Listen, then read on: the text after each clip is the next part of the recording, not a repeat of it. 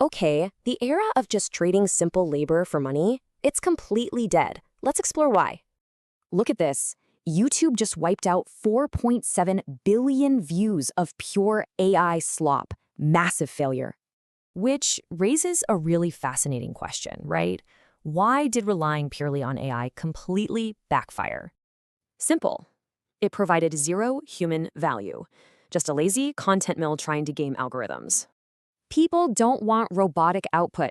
Audiences are absolutely desperate for genuine lived experience right now.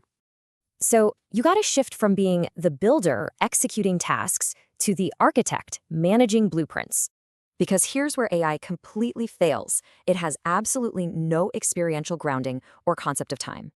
Seriously, research shows AI overestimates task durations by like 10 times. It can't schedule itself. You can't just let it run. You actually have to orchestrate AI at every single turn. Your ultimate moat is trapped knowledge. Those 20 years of intuitive expertise that AI literally cannot replicate. AI just isn't the domain expert. It totally lacks that real-world verification needed for high quality.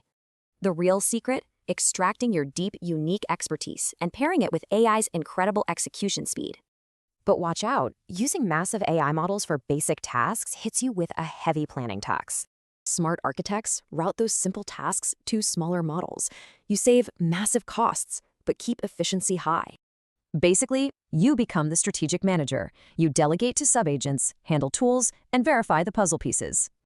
To skyrocket your market value today, master strict editorial judgment, strategic orchestration, and human creative direction. The AI execution era is already here. So, will you build blindly or lead intelligently as an architect?